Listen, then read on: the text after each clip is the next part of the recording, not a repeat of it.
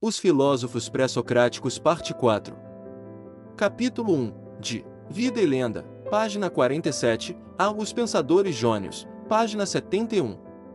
História crítica com seleção de textos. G. S. Kirk, J. E. Raven, I. M. Sofield. 7ª edição. Tradução de Carlos Alberto Louro Fonseca. Capítulo 1, página 47. Vida e Lenda. I. Conexão com Pitágoras. Muitos foram os prodígios atribuídos a Ferecides, por exemplo, predições de um tremor de terra, de um naufrágio ou da captura de Messene. Tais acontecimentos foram diversamente localizados, em Esparta, perto de Éfeso, em Samos, em Ciros, etc. A dificuldade reside em que os mesmos prodígios foram também atribuídos a Pitágoras. Apolônio, o paradoxógrafo, certamente baseando-se em Aristóteles, disse que, posteriormente, Pitágoras se entregou à taumaturgia, de Ferecides, DK 14:7, e era um facto bem aceite no círculo peripatético que, quando Ferecides adoeceu de tísica, em Delos, o seu discípulo Pitágoras foi para lá e cuidou dele até a morte. Diog. LI, 118, Diodoro X3, 4, DK 7:1 e 4. Assim o afirmou Aristóxeno, e também de Cearco, segundo Porfírio, na Vida de Pitágoras, 56. Porfírio referiu também, conforme citação feita por Eusébio, DK 7:6, que, segundo Andron de Éfeso, autor do século IV a.C., os prodígios pertenciam propriamente a Pitágoras, mas que Teopompo plagiou as histórias de prodígios da obra de Andron e, para dissimular o plágio, atribuiu-as antes a Ferecides, tendo modificado aqui e além os nomes das localidades a que os prodígios andavam ligados. Andron, contudo, estava longe de ser um crítico, pois inventou um outro Ferecides de Ciros, astrônomo, Diog. LI, 119, DK 7:1, e a explicação de Porfírio acerca da divergência não é convincente. A confusão é descarada. Claramente existiram, no século IV, autores que não dispunham de fontes fidedignas sobre a vida de Ferecides. Daí a hipótese de Ferecides ter sido um sábio do gênero a que se atribuíram narrativas de prodígios, como aconteceu com Pitágoras. A conexão entre dois contemporâneos semelhantes teria sido necessariamente inventada, quer existisse ou não essa afinidade. Mais tarde, as mesmas façanhas foram também atribuídas a Pitágoras. Ferecides parece ter tido pouco de xamã ou mago em si mesmo.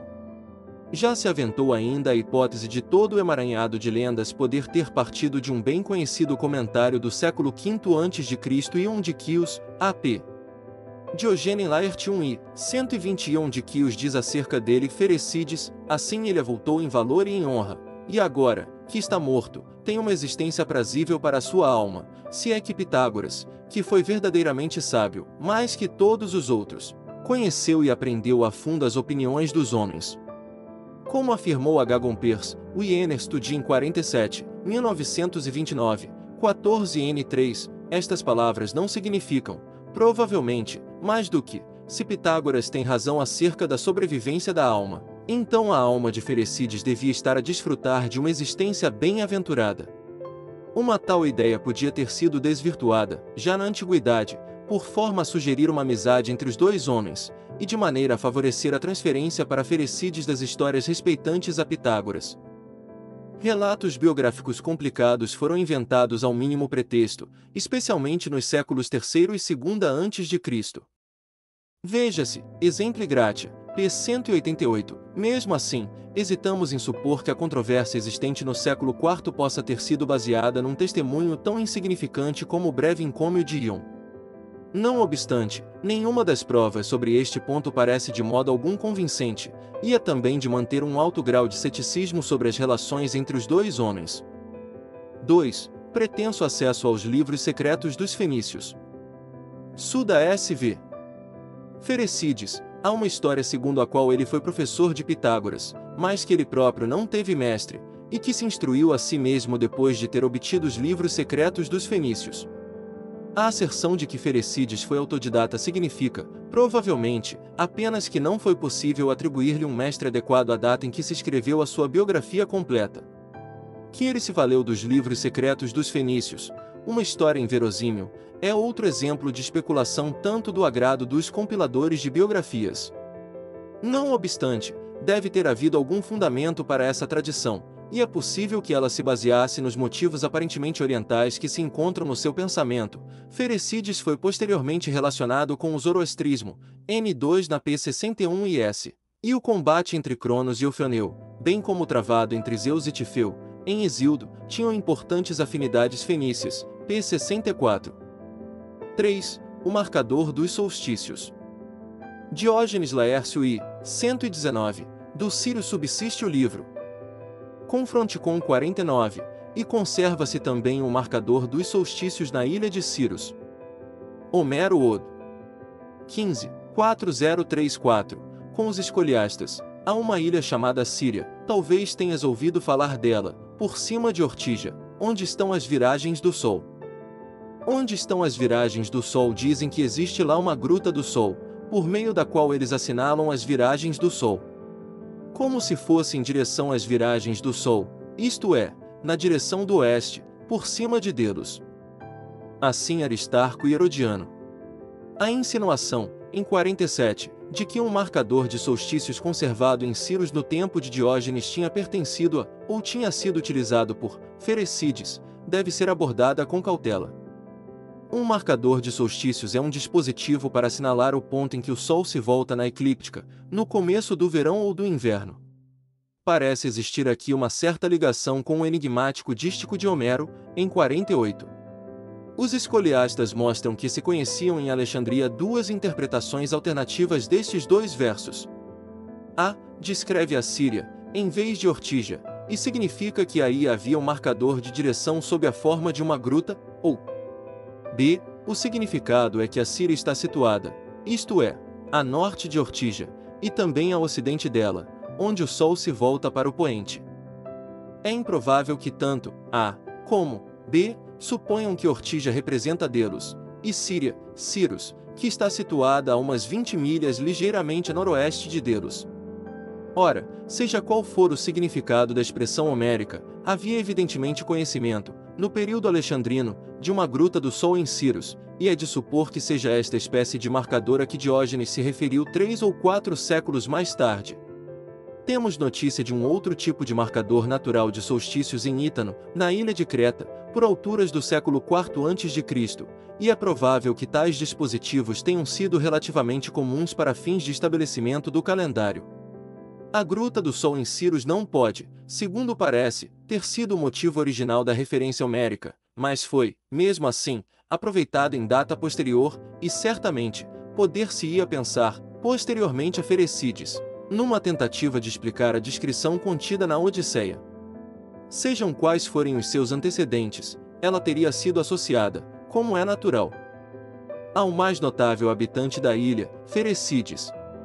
Embora não haja nenhuma outra prova de ele ter sido um cientista prático, era facto sabido que muitos outros sábios do século VI, especialmente os milésios, tinham tido interesses tanto de ordem técnica como teórica, e seria quase inevitável para um erudito alexandrino, por exemplo, estabelecer automaticamente uma associação histórica entre os dois únicos produtos visivelmente científicos de Ciros, Ferecides e o marcador dos solstícios.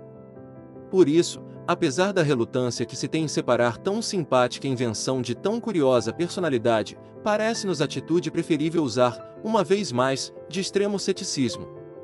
Este significado de Tropailio é único e altamente improvável, em especial devido ao facto de as Tropailio serem mencionadas 3 vezes nos trabalhos e dias de Hesíodo, sempre com o significado de solstício.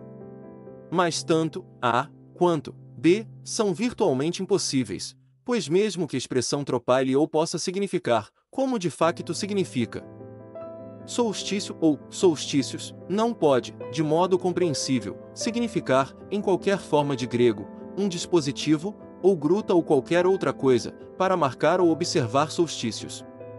Houve, na verdade, outras Ortigas, assim como houve outras ilhas de Delos. A este o nome é aplicado somente em contextos que podiam ter sido influenciados pela especulação erudita em redor de 48, nomeadamente, a ilha que formava parte de Siracusa e um recinto perto de Éfeso. Ortigi significa da codorniz, Ortix, e era uma designação que podia ser aplicada a qualquer localidade em que as codornizes habitualmente descansassem durante as suas migrações entre o Egito e o norte. A dificuldade em identificar Ortigia com Delos reside no facto de, no hino homérico Apolo, v16, se fazer distinção entre as duas localidades. Uma outra dificuldade é que Siri tem um Y breve, e Cirus, um longo. A relação entre Síria e Siracusa é também filologicamente improvável. H. L. Lorimer, Homer and the Monuments, Londres, 1950, p. 80 ss, argumentou que Siri se referia à Síria, que, segundo a mesma autora, podia ter sido ingenuamente tomada por uma ilha, e que as tropas significavam nascer do sol, isto é, o Oriente. Mas parece-nos impossível que a Síria fosse denominada ilha, e dificilmente se poderia imaginar os fenícios a despender um ano inteiro em comércio com um lugar tão próximo da sua própria terra, confronte com Odisseia 15, 455. A frase do Eutropailio podia referir-se tanto à Síria como a Ortigia. Importa referir aqui uma observação de Lorimer: o único passo, além deste, em que Homero se refere a Ortigia na Odisseia v. 123, quando Órion, tendo sido raptado por Eos, é morto em Ortigia por Ártemis. A ilação a tirar é que Ortigia era a morada de Eos, a Aurora, e que, por consequência, ficava para leste. Lorimer pensou que os solstícios não podiam comportar um significado direcional. Mas, uma vez que os solstícios seriam normalmente observados ao nascer do sol e no verão, isto é, no nordeste quarta a este, é isso que a frase poderia sugerir. Assim, a intenção pode ter sido indicar a direção geral dessa Ortigia provavelmente mítica. Com efeito, a morada de Eos era muitas vezes imaginada como sendo a Ia, geralmente identificada com a Cólquida, e a Cólquida situa-se, de facto, aproximadamente a nordeste quarta a este do centro da linha costeira da Jônia. O conteúdo do livro de Ferecides. E as divindades primevas, a criação inicial por obra de Cronos, os recessos. 49, Diógenes Laércio e 119, do Sírio conserva-se o livro que escreveu, cujo início é: As e Cronos existiram sempre, bem como Tônia, e Tônia recebeu o nome de Gea, vistos as liter dado G como presente ou prerrogativa ao ponto. 50 Damácio, de Principiis 124 bis, Ferecides de Cirus disse que Zés existiu sempre, assim como Cronos e Tônia, os três primeiros princípios da Archai, e que Cronos fez do seu próprio sêmen o fogo, o vento, o pneuma e a água, a partir dos quais, depois de dispostos em 5 recessos, se formaram numerosos outros descendentes divinos, chamados dos 5 recessos, ou, talvez, dos 5 mundos. Zás, Cronos e Tônia existiram sempre, tal afirmação resolve a dificuldade da criação esnialo. Uma declaração análoga encontra-se, 2 gerações mais tarde, na doutrina do mundo ordem de Heráclito, que não foi produzido por Deus nem por homem, mas sempre existiu, existe e existirá, Frei 217. O mesmo ocorre, pouco depois, em Epicarmo, Frei 1, DK 23b1, provavelmente autêntico, onde a questão é discutida de modo explícito. Mas já no século V a.C. a natureza divina atribuída ao Apeiron de Anaximandro e ao Ar de Anaxímenes talvez exprimisse igualmente a ideia de eternidade. Causa alguma surpresa encontrar-se esse conceito de seres plurais sempre existentes exposto de modo tão explícito num contexto teogônico tão antigo. Contudo, os deuses eternos são provavelmente concebidos como formas originárias, de acordo com a etimologia, de figuras tradicionais, e uma delas é o tempo, sentido de modo intuitivo, sem reflexão abstrata profunda, como algo não gerado. Assim, Ferecides não procurava resolver uma dificuldade lógica sobre a criação, mas substituir o impreciso gene caos de Hesíodo por um estádio primordial novo, fundado na etimologia e numa compreensão particular de Cronos, pai dos deuses. Os nomes são invulgares. Zás, acusativo Zanta, é forma etimológica de Zeus, Zeus Zeus Zás, talvez criada para realçar o elementos, a prefixo intensivo, como em Zadeu S, Zars. Xotônia, representa provavelmente a terra em sua função primeva, talvez como morada dos daimons tônicos, e em qualquer caso ligada às regiões inferiores. Quanto a Cronos, argumentou-se, especialmente Vilamovis, que a leitura correta seria Cronos. Cronos desempenhou papel importante na teogonia de Ferecides, confronte com Frei 57, e tempo, seria conceito demasiado abstrato para o século V a.C., mas Cronos, largamente documentado nas fontes, é quase certamente a forma original. As outras duas figuras são variantes etimológicas de personagens teogônicas tradicionais, sendo natural esperar o mesmo quanto a terceira. A substituição de Cronos por Cronos é precisamente o que se esperaria em fases posteriores. Parece verossímil que, nas etapas ulteriores da teogonia, o trio primevo tenha assumido a forma familiar Zeus-Cronos-Hera. Ferecides era visivelmente dado a etimologias, como revelam os escassos testemunhos, além das derivações idiosincráticas já mencionadas. O Keios foi talvez relacionado, como mais tarde pelos estoicos, com Keistai, derramar-se, e assim interpretado como água. Rhea foi chamada R, DK7b9, possivelmente ligada a Ei, sempre. Oceanos foi chamado Ogenos, Frei 53, e os deuses deram à mesa o nome Trapezophylax, guarda das oferendas, DK7b12. Nota 1. Villa-Movis afirmou ser impossível admitir o tempo como deus cosmogônico no século V. É verdade que a abstração implícita em Shonouar, Solon, confronte com 111, ou em TN Touchonou Taxis, Anaximandro, confronte com 110, é menos surpreendente do que o Cronos Pantpat de Píndaro, Ol. 2.17, ou o tempo hipostatizado da tragédia, mas estes já fornecem certo paralelo. O tempo cosmogônico iranianos, Pervan-Karana, é refinamento tardio do masdeísmo, não anterior ao século IV a.C., embora alguma influência oriental não possa ser totalmente descartada. O Cronos das cosmogonias órficas tardias é helenístico, e não serve como paralelo. A identificação entre Cronos e Cronos foi feita pelos órficos, confronte com em Orfici, Frei 68, segundo Plutarco, de Isídio Osiride 32, tratava-se de noção comum entre gregos. Não podemos saber se Ferecides foi, ou não, o primeiro a fazê-la. Nota 2. Tônia recebe o nome de Gê em fase posterior, talvez quando Zés lhe oferece o tecido bordado com o desenho da Terra, Frei 53. A partir daí, ela assume funções de protetora dos casamentos, prerrogativa de Hera, Teleia, e, como esposa de Zeus, converte-se em Hera. Embora originalmente Hera não fosse deusa da terra, há casos isolados em que ela substitui Gaia, é mãe de Tifon no hino homérico Apolo 351 SS, e também em Estesícoro, e Magni 772.50, confronte com Virgílio Eneida 466. Damácio, 50, segue Eudemo. Cronos produz o fogo, o vento e a água a partir do seu sêmen, e o processo parece ocorrer numa primeira fase. O episódio não deve ser pura invenção, embora pormenores possam ter sofrido alteração. Ao lê-lo, lembram-se as cosmogonias egípcias, nas quais o mundo se origina pelo onanismo de um deus primevo, como Atum-Re na teologia menfita, Ané 5. Lembra também a mutilação de Urano por Cronos, Frei 39, onde certas figuras são geradas do membro e do sangue de Urano. A ideia de que o sêmen divino possui poder procriador cosmogônico é lógica dentro do pensamento mítico. O que surpreende aqui são os elementos gerados, fogo, vento e água, que recordam a teoria dos 4 elementos do século V a.C., com a ausência da terra, já implícita em Tônia Gé. O termo pneuma soa anacrônico, embora Anaxímenes lhe desse importância aproximadamente nessa época, pp 146 ss. Não parece tratar-se de substâncias primárias do cosmos, pois produzem não o mundo, mas divindades.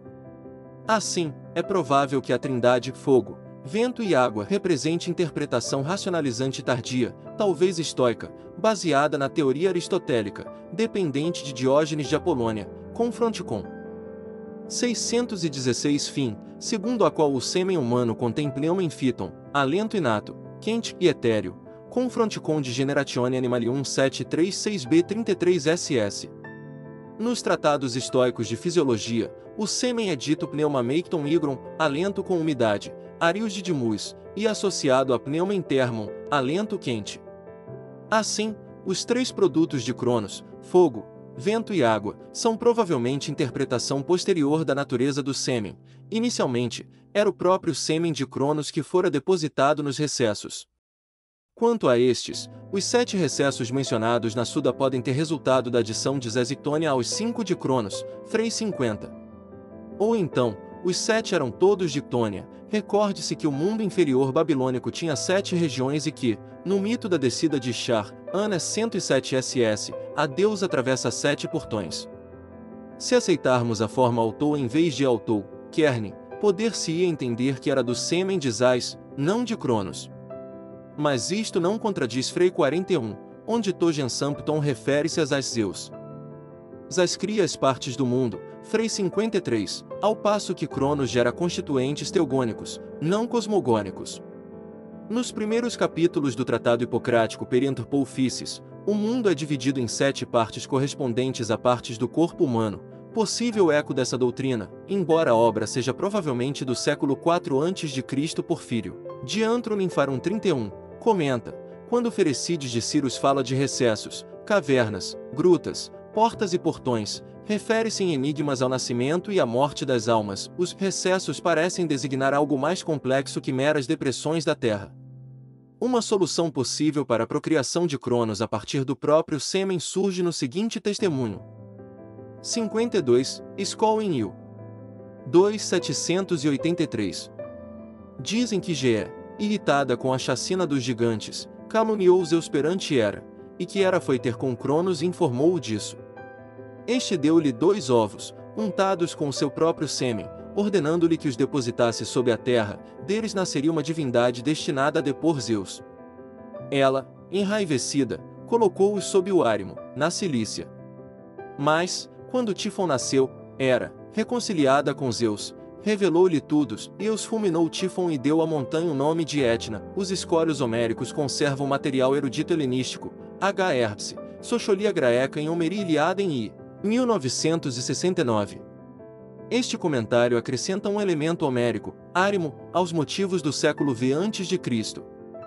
Píndaro Píticas 1.16 ss, Ésquilo Prometeu 351 ss. A influência órfica é possível, embora os ovos sejam depositados não no Aether ou no Érebo, como na versão rapsódica, mas em Gaia. O fato de mencionar-se Cronos, e não Cronos, não é determinante. Confronte com pp 52-53. Note-se que Cronos fecunda 2 ovos com o próprio sêmen, provavelmente depositados em algum recesso subterrâneo, dos quais nasce Tifon ou Tifeu, idêntico ao Ofeneu de Ferecides, pp 62 ss. Há, pois, paralelo claro com a referência ao sêmen de Cronos, Frei 50, confirmando a hipótese de que as numerosas divindades descendentes proviam diretamente dele. Também é possível que a geração a partir de um ovo ocorresse já em Ferecides, pp 21-24, ainda que esse motivo se tornasse comum nas versões helenísticas posteriores, e que podia bem ter sido introduzido numa história mais simples. Nota 1. Porfírio, confronte com DK7b7, fez referência àqueles que interpretaram aquilo a que ele chamou, TN Etran, em Ferecides, como referente ao sêmen, embora tenham dado a mesma interpretação a Estige de Hesíodo e ao Ameles de Platão. Segunda hipótese formulada por H. Gompers, o Iener Studin 47, 1929, 19n10, Cronos fez nascer da Estra, uma geração de divindades primevas, precisamente como a sua forma posterior, Cronos. As originou a partir de Reia. Este facto estaria efetivamente de acordo com a sugestão que anteriormente fizemos, de que o fogo, o vento e a água constituem uma glosa que se introduziu no texto. A conexão de Reia, chamada R, por Ferecides, DK7b9, com a figura-se-nos muito possível. Uma outra, mas mais remota possibilidade, é que o sêmen de Cronos se tenha convertido na água primeva. Em uma fonte, Aquiles e Zag.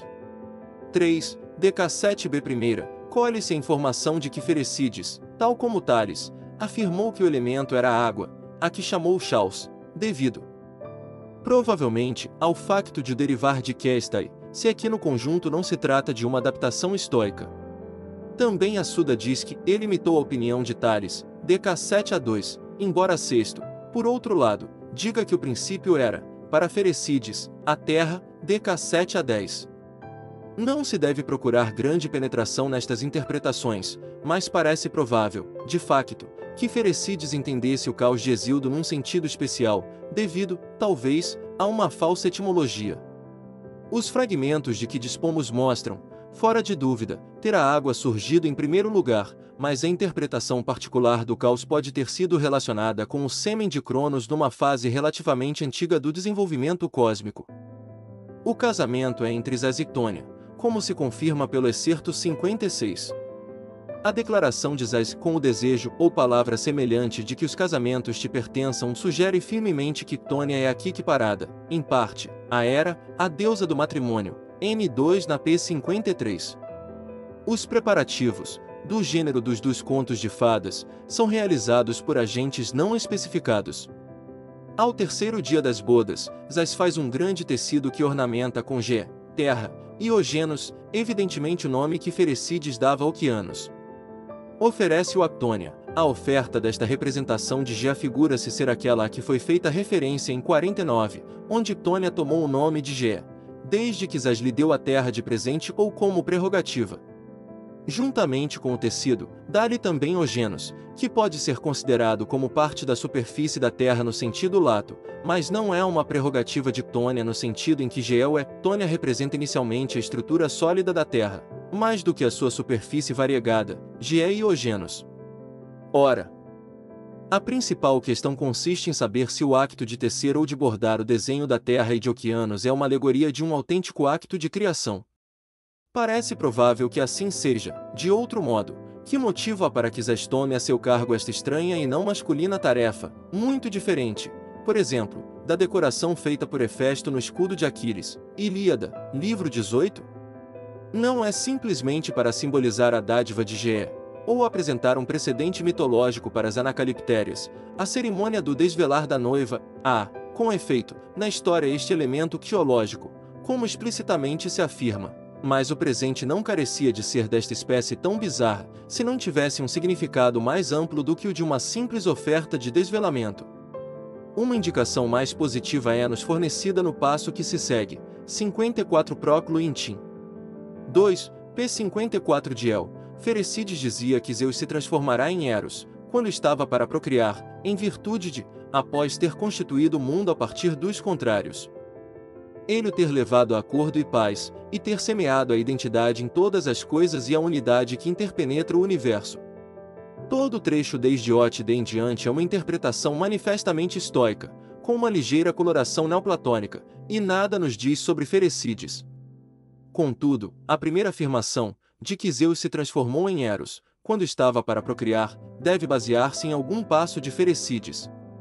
Sugere-se, em primeiro lugar, que Zés empreendeu efetivamente uma determinada espécie de criação cosmogônica, e, em segundo lugar, que ele o fez sob a forma de Eros, ou pelo menos em alguma situação erótica.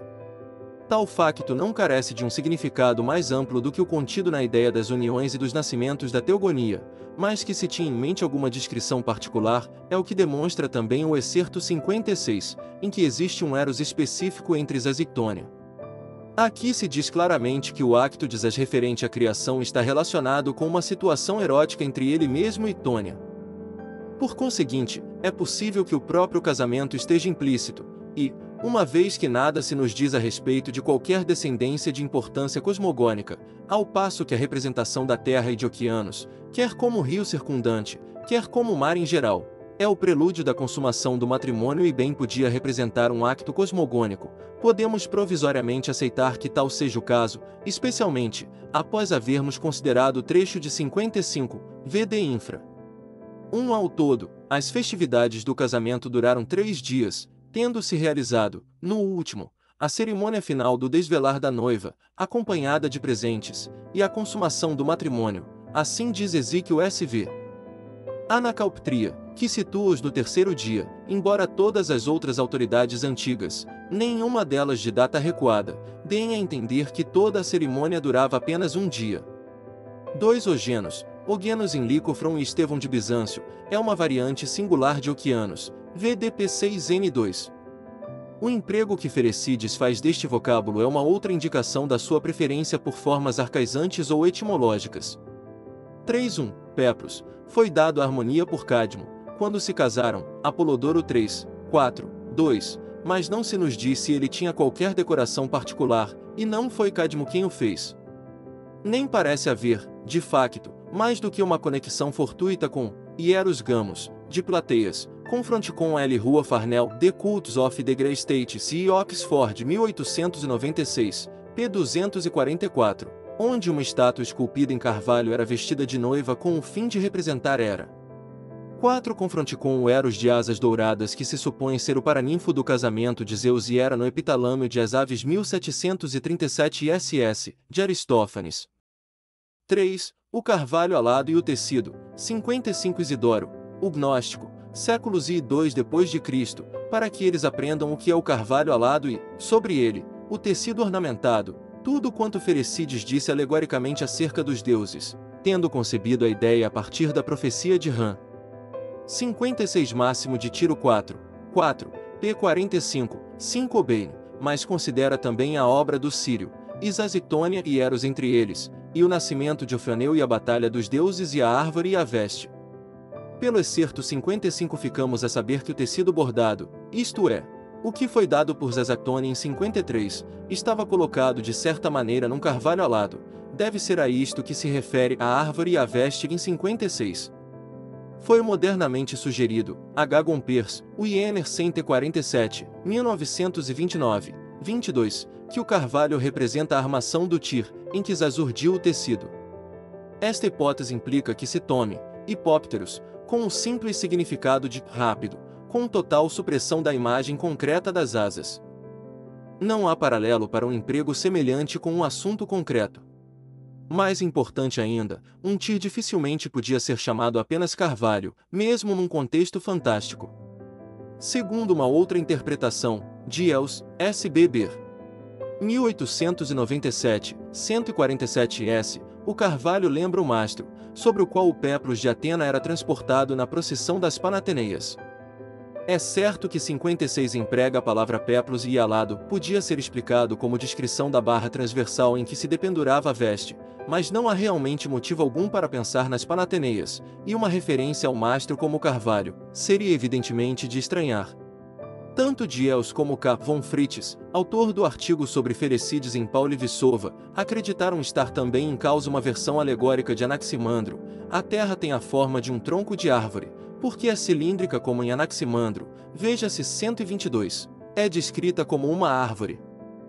Porque Anaximandro disse que a esfera de fogo se ajustou em redor do ar e da terra como a casca à volta da árvore, 121, a terra é alada, porque flutua livremente no espaço, 123. O bordado da sua superfície traz-nos a lembrança o mapa de Anaximandro, pp 103 ISS, e o tratamento de oceanos como parte integrante da superfície terrestre é um novo desenvolvimento que se encontra também em Anaximandro. Mas nenhum destes argumentos é sequer válido, quanto mais convincente. A forma da Terra não pode ser representada somente pela forma do tronco, que não é a única parte, ou mesmo a mais conspícua, de um carvalho. A casca que envolve a árvore é um símile de Anaximandro, alado. Se aqui se lhe deve atribuir uma conotação abstrata, tenderia para o significado de que se move rapidamente, preferentemente ao de que flutua. O mapa de Anaximandro não teve relação alguma conhecida com a sua cosmologia, e a tendência para integrar oceanos nos mares interiores pode encontrar-se uma que outra vez em Homero.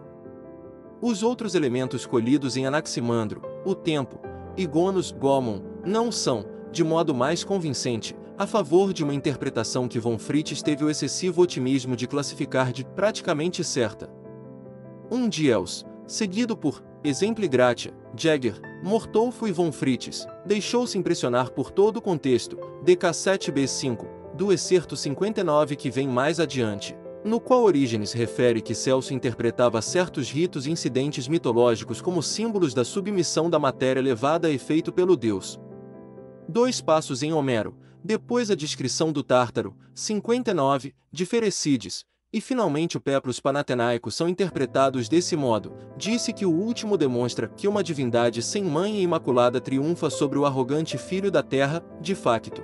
Ele representou tradicionalmente a vitória de Atena sobre Encélado na batalha dos deuses e dos gigantes. A interpretação é citada como um exemplo separado, correspondente ao excerto de Ferecides, pelo facto de ser aduzido como uma outra comprovação da mesma tese, mas nada há que sugira que Ferecides deva ser interpretado em termos de Panateneias. Propomos a seguir uma outra interpretação como mais provável do que qualquer das acima descritas. O carvalho representa a subestrutura solidamente assente e os alicerces da terra, o esqueleto da terra, como foi sugerido por Zeller. O tronco e os ramos são o suporte e as raízes da terra. A ideia de que a terra tem raízes faz parte da concepção popular do mundo, P3 e S, e os ramos de uma árvore, no inverno, assemelham-se a grandes raízes invertidas.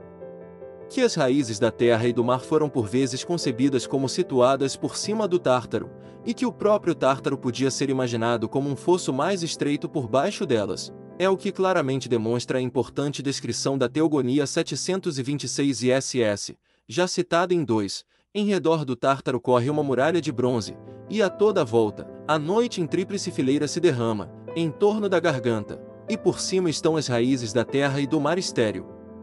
A garganta ou desfiladeiro, que é o Tártaro, ou uma parte dele, corresponde ao tronco do carvalho. As raízes que estão por cima dele correspondem aos ramos. O carvalho é alado, pelo menos em parte, devido ao facto de seus ramos sugerirem a envergadura das asas. Sobre eles as depós o tecido bordado com a terra e ogenos, estes representam a superfície terrestre, plana ou antes ligeiramente convexa, como de facto parece ser. Não podemos dizer se Ogenos é concebido como um rio circundante ou como o mar. O carvalho é especificado por andar associado, mais do que qualquer outra árvore, a Zeus, confronte com os carvalhos proféticos no seu santuário de Dodona, Od. 14, 328, e devido à sua notável robustez e à grande envergadura dos ramos. Portanto, segundo esta interpretação, as deve ter escolhido, ou criado por magia, um carvalho de ampla copa para alicerce da terra, ou, conforme foi sugerido por T.B.L. Webster, mandou vir de longe um carvalho, que magicamente voa para junto dele, servindo-se dos ramos como asas. Zaizurde a seguir um tecido, ornamenta-o com o desenho da terra e de oceanos, e coloca-o, já bordado, sobre os ramos abertos do carvalho para assim formar a superfície da terra. O trecho 59 refere que o Tártaro se encontra por baixo da terra, o que sugere que Ferecides aceitou francamente a visão popular do mundo, e não a construção racionalizada de Anaximandro. A espécie de árvore mundo acima postulada deve ser distinguida da Exempli Gratia, árvore mundo escandinava e Brasil, cujos ramos formam os céus, e não o suporte da superfície terrestre, se bem que as raízes da árvore sejam consideradas como o sustentáculo da terra. Uma pista para a descoberta do significado do carvalho alado e do tecido é fornecida aparentemente pelo comentário de Isidoro em 55, a saber, Ferecides concebeu a hipótese a partir da profecia de Ram. Infelizmente, poucos são os elementos seguros acerca desta obra. Arnak sugeriu que Ram, neste contexto, é um nome de Zoroastres, Bidês e comum, Leis Mages Helenes às 2, Paris, 1938. P62N, esta identificação foi feita ocasionalmente, confronte com o Op-City, 43, 2, 49 e 50. A fama de Zoroastres como sábio estava bem estabelecida pelos começos do período helenístico, e Aristóxeno tinha afirmado que Pitágoras visitará Zoroastres na Babilônia, Hipólito, referência I, 2, 12, DK 14, 11. De entre o acervo de literatura pseudo-zoroástrica produzida na época helenística, havia uma obra sobre a natureza, em 4 livros, e narrativas especiais acerca de propriedades mágicas de pedras e plantas, assim como descrições do Hades. Parece que o livro sobre a natureza nada continha de interesse cosmogônico, mas que, tal como as restantes obras, se ocupava de astrologia, dos minerais, etc. Uma segunda vaga de literatura zoroástrica foi produzida, durante os 2 primeiros séculos da nossa era, por várias seitas gnósticas, nos apócrifos de Clemente, pelos adoradores do deus Sete, pelos discípulos de Pródico. Nestas obras era possível encontrar-se uma maior soma de zoroastrianismo genuíno, dualismo do bem e do mal, importância do fogo, do que nas do primeiro grupo. Há o problema de saber a que grupo de obras se referia Isidoro, embora factos, como a propensão do pai de Isidoro, Basílides, para o dualismo iraniano, e a identificação Ram-Zoroastre se encontrar, provavelmente, pela primeira vez numa fonte gnóstica, sugiram que se referia ao segundo. Por outro lado, é menos provável que Isidoro se tenha deixado enganar por um produto da sua própria época.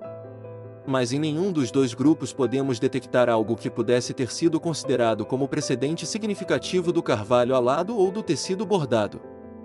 Nem mesmo nos é possível supor que Isidoro se tivesse deixado impressionar pelo caráter oriental da alegoria de Ferecides, porquanto uma grande parte da literatura zoroástrica grega não era oriental, nem na origem nem na coloração.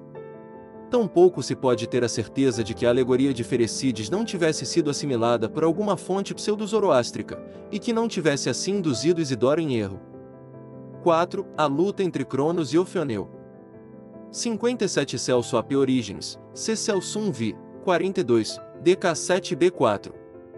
58 Apolônio de Rhodes e 503, continuação de 38.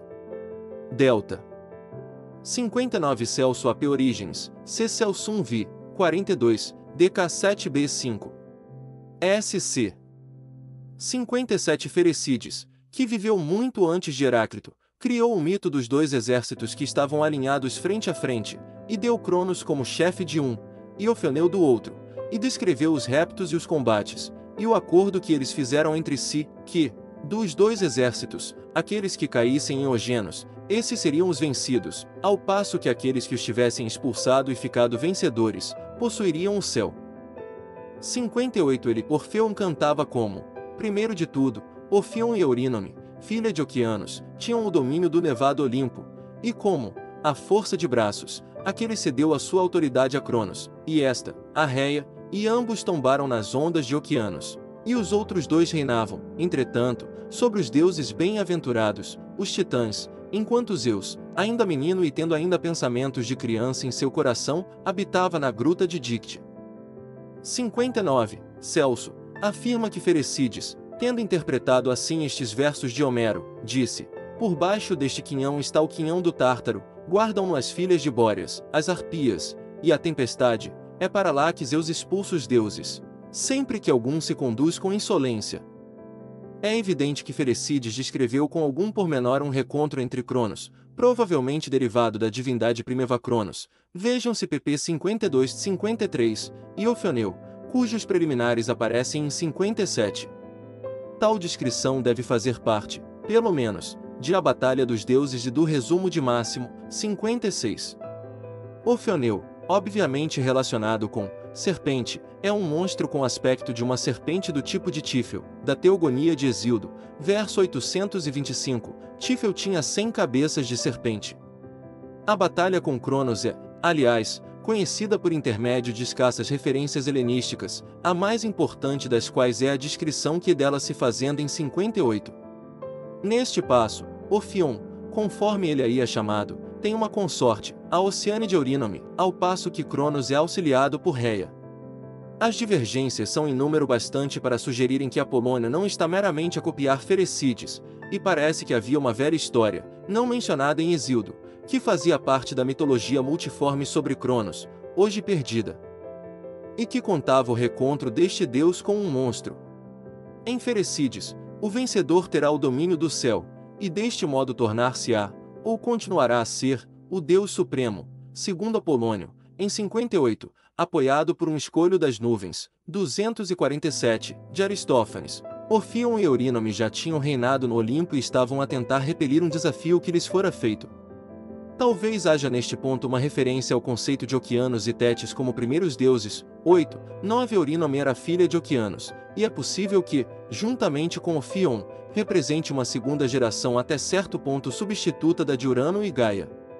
Contudo, em Ferecides nada há que sugira que Ofioneu jamais tivesse governado o céu. Máximo, em 56, menciona o nascimento de Ofioneu e a batalha dos deuses, o que talvez queira dar a entender que Ofioneu era, tal como Tífel em Hesíodo, um malogrado contestador do poder, e Tertuliano, de Corona 7, DK 7B4, afirmou que, segundo Ferecides, Cronos foi o primeiro rei dos deuses. Demais. Ferecides não pode ter aceitado a opinião corrente, que vimos em Apolônio, de que Zeus era ainda uma criança e se encontrava em Creta durante parte do reinado de Cronos. O Primevus transformou-se provavelmente em Zeus, e não Zais, ocorre em 59, embora esta alteração do nome pudesse ser devida à falta de cuidado na transmissão do texto, precisamente como Cronos se transformou provavelmente em Cronos. o que dificilmente se teria verificado por meio de um nascimento. Em Ferecides, como na versão comum, Cronos deve ter sido eventualmente deposto por Zais, para ser enviado para debaixo da terra, Homero, Il. 14.203 IS, e em Hesíodo. Infelizmente, o trecho 59, que localiza o quinhão do Tártaro, provavelmente por baixo do de Gaia, em vez do Hades na acepção que se encontra na Il. 8.16, não faz referência a Cronos. Este facto parece provir de um relato da atribuição das partes do cosmos a diferentes divindades, divisão que se seguiu à vitória final de Zeus sobre os seus adversários, tal como é descrita em Homero e também em Hesíodo. Nem precisamos de acreditar que Apolônio estivesse a reproduzir uma versão órfica antiga.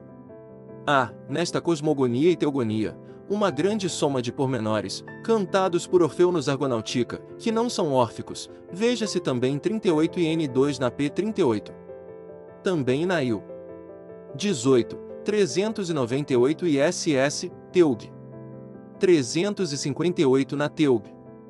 295 ISS, uma outra Oceânide, Calíroe, deu à luz a mulher serpente Equidna, que se uniu a Tífon.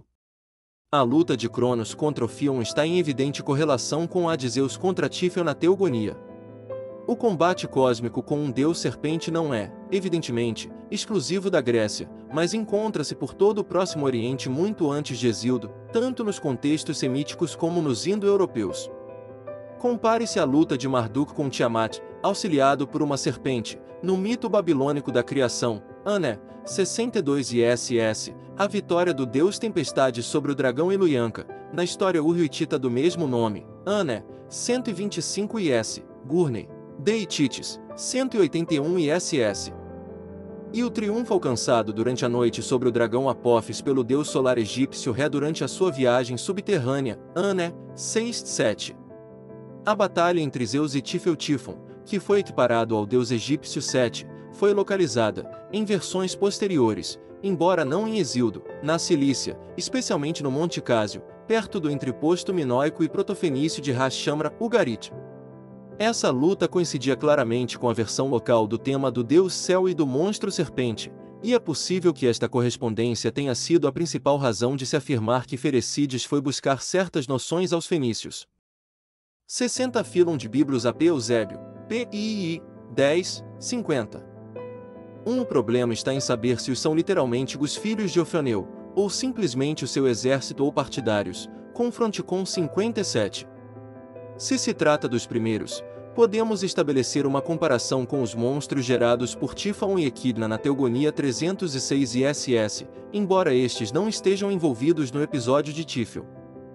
60 Foi também dos fenícios que Ferecides recebeu o estímulo, ao escrever acerca daquele a que deu o nome de deus Ofioneu, e acerca dos Ofiônidas. O paralelo anteriormente estabelecido com o Tífon hesiódico torna desnecessária a suposição de que Ferecides estava a sofrer influência direta de uma fonte oriental, e cabe-nos perguntar se a referência da Suda, 46, ao seu acesso aos livros secretos fenícios se baseava em algo mais que na comparação Ofioneu-Tífon. A ordem dos acontecimentos no livro de Ferecides. Os testemunhos analisados nas páginas precedentes apresentam-nos um certo número de fases descritas por Ferecides. A. As três divindades preexistentes. B. A feitura das coisas que foram dispostas em 5 recessos, e que produziram outras gerações de deuses, levada a cabo por Cronos a partir do seu próprio sêmen. C.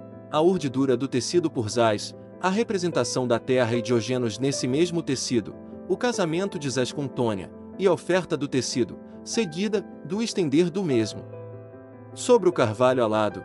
D. A batalha entre Cronos e Ofioneu, e a atribuição de quinhões a diferentes divindades, implícita, talvez, em 59. Alguns incidentes devem ter ocorrido, mas sobre eles não possuímos qualquer informação. Por exemplo, Cronos foi provavelmente suplantado por Zeus, como na tradição corrente, mas o parecer de Ferecides sobre este ponto é-nos desconhecido. Um outro problema consiste no nascimento de Ofioneu, mencionado no compêndio de Máximo, em 56. Quem foram os pais? Não parece provável que tivessem sido os Asictônia, embora todos os casamentos mitológicos tenham descendência, e nós não conheçamos a descendência deste em particular, porquanto temos de supor que a batalha entre Cronos e Ofeneu, cujo prêmio é a posse do céu, se dá quer durante, quer como prelúdio do domínio de Cronos, que parece ter precedido o casamento de Zés com Tônia e a suposta criação da terra e de Oceanos. Mas neste ponto levanta-se uma dificuldade. Na luta entre Ofeneu e Cronos, o vencido será o que cair em Ogenos, mas, segundo a interpretação alegórica da criação, Ogenos é gerado no casamento de Zás com Tônia, o que, por consequência, devia preceder e não seguir-se a luta com Ofeneu. Esta dificuldade aplica-se a todas as reconstruções que fazem da urdidura do tecido uma alegoria da criação, pois o domínio de Cronos sobre o céu é sugerido por todos os outros testemunhos, especialmente 50 pela analogia da versão homérico-hesiódica, como tendo precedido o período da actuação de Zás. Logo, Oferecides caiu em contradição ao pressupor que Ogenos existia antes de ter sido formalmente criado, ou Ogenos existia antes de ter sido urdido ou bordado no tecido, ou Ogenos não é um elemento original no relato de Celso sobre a luta entre Cronos e Ofeneu. A última destas hipóteses não é insustentável. Datada do período helenístico, conhece-se, para este combate, uma versão um tanto diferente, claramente exposta em 58. Nela, Ofion e a noiva, Eurínome, filha de Oceanos, governaram o céu, mas foram violentamente depostos por Cronos e Réia e tombaram nas ondas de Oceanos. A queda em Oceanos faz sentido para Mociânides e seu consorte. Mas em Ferecides parece não haver lugar para uma esposa de qualquer espécie, e muito menos para uma Mociânide. É possível, por isso, que Celso, ou a fonte que utilizou, tenha transferido para a versão de Ferecides um pormenor de uma versão helenística bastante diferente, e o tenha adaptado à conhecida terminologia deste autor. Todavia, se após o casamento, Zés e Tônia não podem ter produzido conjuntamente Ofeneu, continua a ser verdade que a deusa da terra Tônia é, por forma evidente, a mãe de uma serpente, cujo habitat é tradicionalmente na terra, precisamente como Gaia é normalmente a mãe do serpentiforme Tífil. Uma ligação entre Zés e Tônia antes do casamento, como se sugere na IU 14.296, harmonizar-se-ia com a ordem de 56, a paixão de Zés e Tônia, o nascimento de Ofeneu, a batalha dos deuses, a árvore e a veste, e, consequentemente, o casamento. Mas não há razões suficientemente fortes para supor que Máximo tenha registrado estes temas na ordem exata em que ocorriam no livro de Ferecides, e a força dramática da descrição do casamento, com evidentes pretensões literárias, seria indubitavelmente enfraquecida, se Zés e Tônia tivessem estado a viver juntos desde longa data. Parece mais provável que, se Ofeneu era filho de Tônia, o pai, se é que teve algum, fosse outro que não Zás. Neste ponto, vem-nos a lembrança Cronos. O seu sêmen foi colocado em recessos, provavelmente na terra, segundo 50, e havia uma história, conhecida apenas por intermédio do excerto 52, e onde não é relacionada com Ferecides, segundo a qual Cronos fecundara 2 ovos com o seu sêmen, dera-os a Hera para que os colocasse debaixo da terra, e assim gerar o serpentiforme Tífil, com quem Ofeneu se parece. Se é este o caso, Cronos, unindo-se a Tônia, havia de gerar Ofeneu e, talvez, outros monstros. Ofeneu atacaria Cronos, talvez já então chamado Cronos, e seria derrotado. Por sua vez, atacaria e derrubaria Cronos, e casaria com Tônia, agora chamada Gei, sob determinados aspectos, a equivalente de Hera. Ao agir deste modo, ele criaria a terra e o mar tal como os conhecemos, estando a existência do céu de certo modo pressuposta, ou talvez implícita no próprio Zás. Como Zás submeteu Cronos é facto que desconhecemos, poder-se-ia pensar que Ofeneu actuava como seu agente, mas em presença de 58. Força é supor que Ofeneu foi derrotado e que Cronos foi deposto por quaisquer outros meios. Neste caso, a ordem dos acontecimentos podia ser a seguinte: 3 divindades preexistentes, Cronos governa o céu, deposita o seu sêmen em Tônia, nascimento de Ofeneu, juntamente com outras figuras tônicas. Ofeneu desafia Cronos, mas é mal sucedido. Cronos é por qualquer forma dominado por Zás, casamento de Zás com Tônia Hera, e criação do mundo em que vivemos, partilha das esferas de ação, inimigos de Zeus precipitados no Tártaro. Porém, Devemos salientar que a maior parte de todas estas deduções tem, evidentemente, muito de especulativo. Platão, segundo parece, tinha Ferecides em mente, em Sofista 242 CD, translite, miton tinecastus phaenetai moi digestai pais in spermin, homem hs triataonta, polemeide alois enitiai ei chorois, tote de kai filias de nomen gamosti kai genas kai trofas tn. É comparechetai. Conclusão. A despeito de todas as incertezas, Ferecides não é uma figura a desprezar na história da especulação cosmogônica grega. Conforme Aristóteles afirmou em 41, a sua abordagem dos problemas não é puramente mítica. A asserção de que três divindades existiram sempre implica uma correção racional do padrão genealógico tradicional. Contudo, o método de criação seguido por Cronos é tão grosseiramente antropomórfico como tudo o mais em Hesíodo, do qual obviamente depende no respeitante às linhas gerais do mito da sucessão. A alegoria do tecido bordado, se por nós corretamente interpretada, é genuinamente mítica, e demonstra que Ferecides aceitou a ingênua, mas não inempírica, visão da estrutura do mundo que foi delineada no 1. O seu interesse pelas etimologias, e consequente tratamento dos primeiros deuses, é a primeira manifestação clara de um modo de pensar que se patenteia em Ésquilo e Heráclito, e que, evidentemente, exerceu ainda influência sobre os ecléticos órficos, passados 3 ou mais séculos. Ferecides foi um individualista tanto no tratamento que deu às histórias tradicionais dos deuses como na utilização que fez de temas raros. Nele, poucos são os indícios de qualquer influência próximo-oriental verdadeiramente direta, salvo, provavelmente, no que toca aos 7 recessos, mas os motivos orientais são, não obstante, relativamente numerosos. Há, além disso, um aspecto geral em que a sua narrativa se aproxima mais dos relatos orientais que dos gregos. É evidente que no seu livro se relatavam muitos factos respeitantes às três divindades preexistentes, antes de atingida a cosmogonia propriamente dita, isto é, na formação da Terra e Diógenes.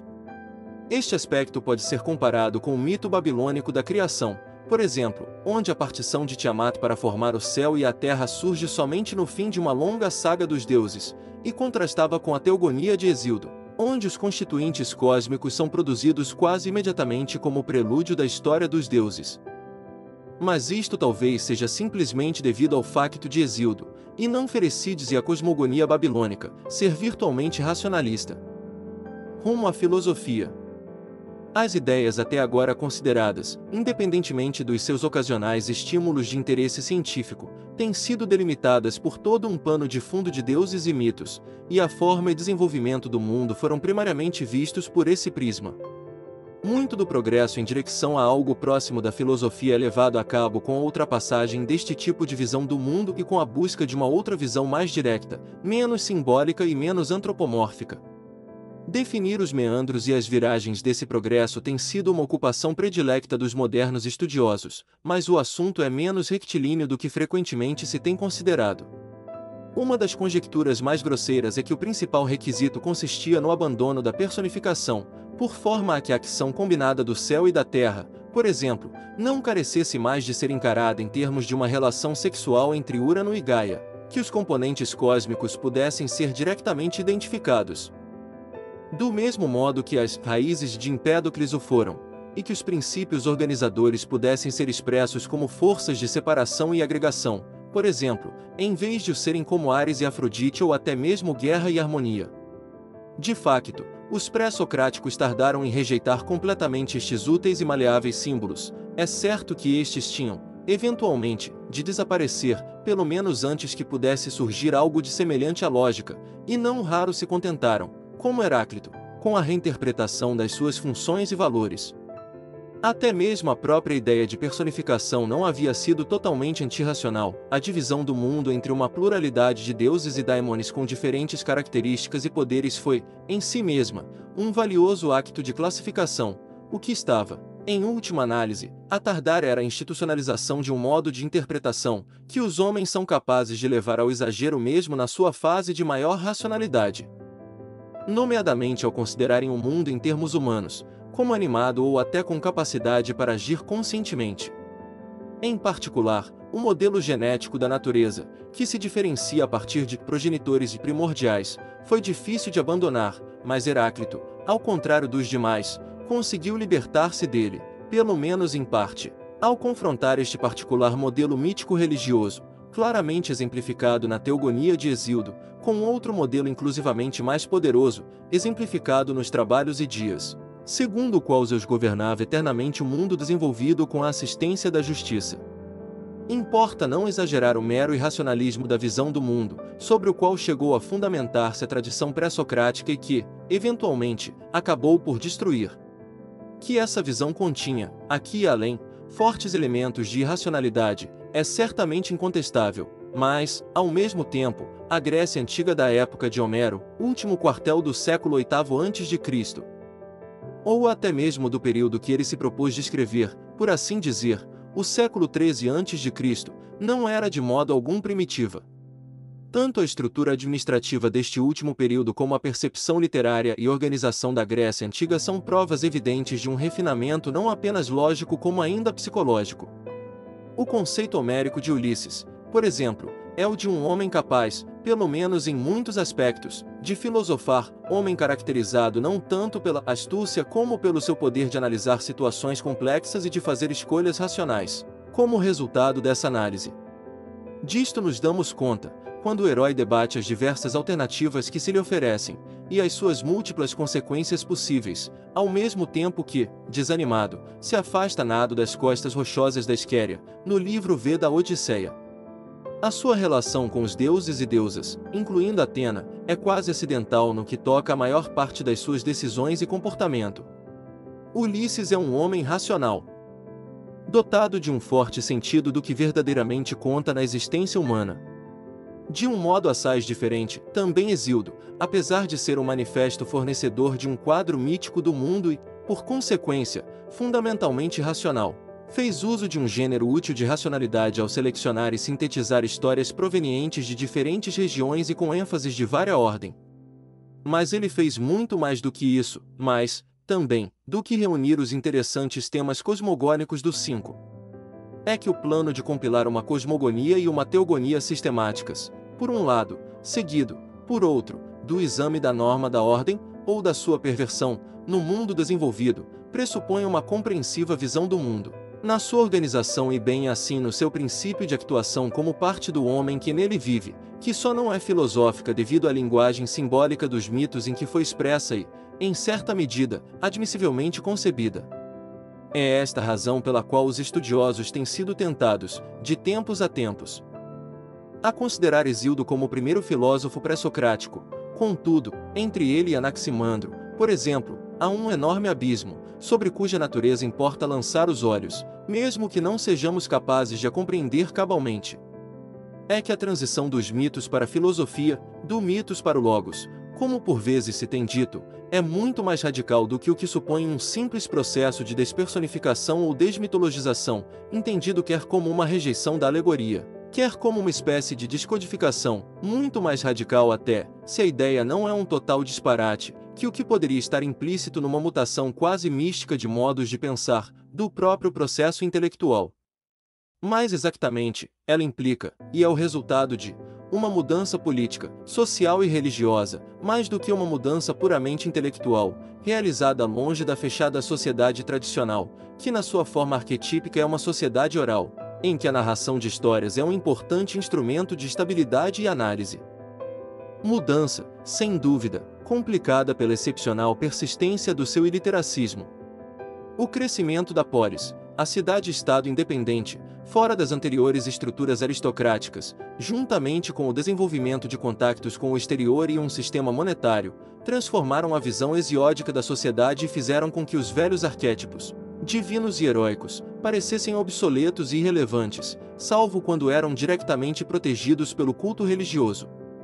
Sem dúvida, muito da tonalidade racional da tradição homérica, e bem assim da capacidade classificatória de Hesíodo, continuaram a sobreviver, mas nas sociedades especulativas e cosmopolitas da Jônia, mormente na própria cidade de Mileto, elas tomaram uma forma mais perspicaz e foram aplicadas, sem se afastarem demasiado dos mitos e da religião, a um mais amplo e mais objetivo modelo do mundo. Os pensadores jônios. Foi na Jônia que se efetuaram os primeiros esforços de caráter completamente racional para descrever a natureza do mundo. Aí, a prosperidade material e as excepcionais oportunidades para estabelecer contactos com outras culturas, por exemplo, com Sardes, por terra, e com o Ponto e o Egito, por mar, aliaram-se, pelo menos durante algum tempo, a uma forte tradição cultural e literária que vinha do tempo de Homero. No espaço de um século, Mileto viu nascer Tales, Anaximandro e Anaxímenes, todos eles dominados pela assunção de uma substância primária simples, cuja determinação foi o passo mais importante em qualquer das descrições sistemáticas da realidade.